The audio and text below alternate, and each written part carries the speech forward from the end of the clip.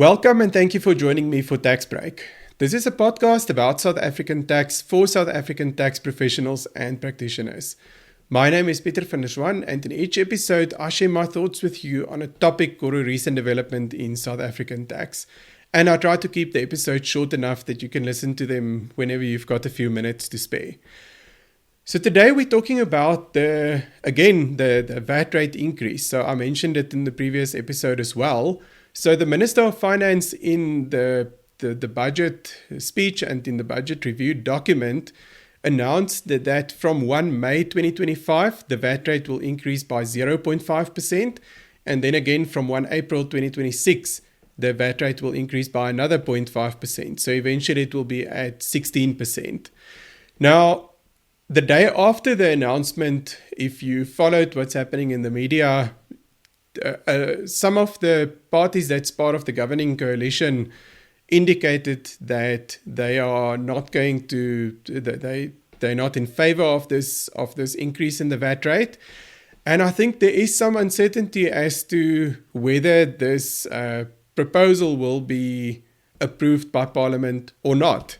So the question is, what happens now? The rate has been announced, but it's not sure. Well, there's definitely some uncertainty as to whether the approval will come through or not. So let's start by looking at the law.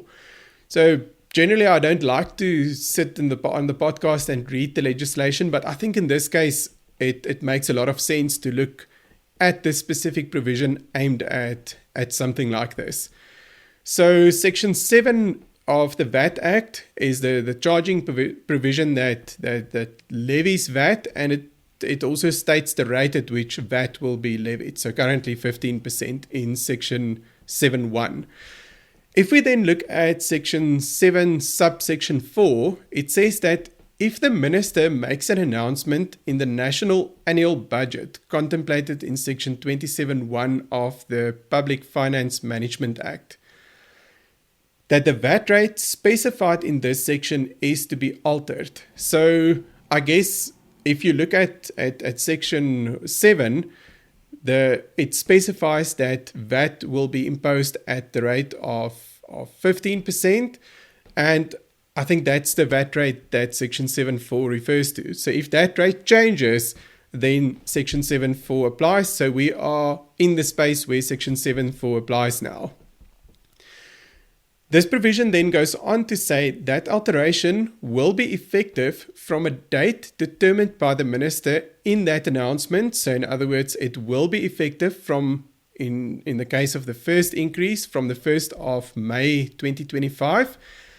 And then I think this is where, in my mind, there's probably a bit of space for interpretation, and continues to apply for a period of 12 months from that date, subject to Parliament passing legislation giving effect to that announcement within that period of 12 months. So when the rate is announced, from the date that the effective date announced, the rate comes into effect and it continues to be in place, but subject to the necessary Parliament approval.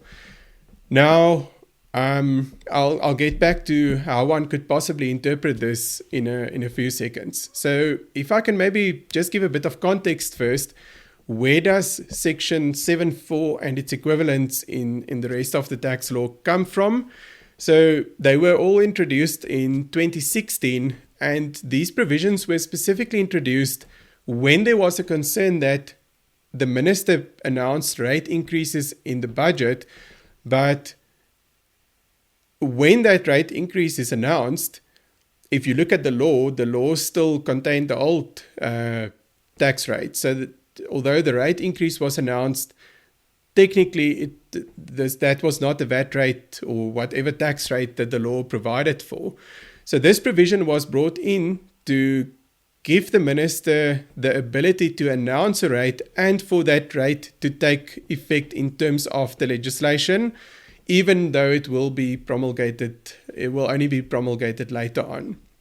Now, the legislation to be approved in this case is a 2025, currently it's the Draft Rates and Monetary Amounts and Amendments of Revenue Laws Bill. Section 5 of that draft bill proposes the increase in the VAT rate. Now, this draft or this rates and monetary amounts bill is normally only enacted towards the end of a year when it's gone through the full parliamentary processes. So what does this practically mean? What are the different scenarios that could play out as far as the VAT rate is concerned? Now, I think the one is fairly simple. That's the scenario to say that the rate was announced in the budget. Section 7.4 makes provision for that rate to come into effect from the 1st of May. And if that rate is subsequently approved and the necessary legislation is passed, from the 1st of May, the VAT rate would be 15.5%. I think that scenario is not that difficult, or at least not. Maybe there's a few nuances to it, but I think that's the way we've always seen these rate increases work, because there hasn't really been the risk of them not being approved. Right. Second scenario is, what if the rate is not approved? So in other words, how do we read the subject to requirement in section 7.4 if it's not met? Now, I guess the one way to read it would be to say that because the increase in the rate is subject to parliamentary approval, if that approval never happens, or the 12 months period expires without the approval, then the new rate didn't take effect, because the increase in the rate was subject to the approval, which means that we won't know it for a while until the legislation is passed or the 12 months expire. But it could be that there's an interpretation here that says that the rate then never increased because the subject to requirement was not met.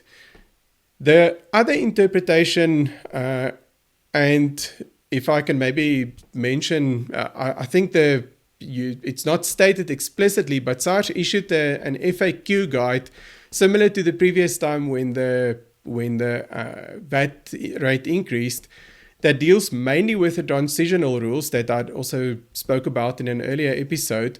But that guide, I think, gives us a hint as to what SARS's interpretation may be, so without stating it explicitly. So I think the first hint is that the guide is clearly disclaimed to say that whatever is in this guide is subject to Parliament's legislative process. So again, that same condition that's in section 7.4, we also find it very clearly highlighted in the guide. Then the guide goes on to say that the legislation must be passed to have a permanent effect. So what I think this might imply is that SARS, or there could be an interpretation here to say, but if the legislation is not passed to have a permanent effect, could it possibly be read in a way that there was at least a temporary increase in the VAT rate? So in other words, an increase until the legislation is not passed or until the 12-month period expires. I think this is something that we'll have to sit tight and see how it plays out, what the different interpretations are, and what the guidance from SARS is if it does happen that the VAT rate increase is not approved.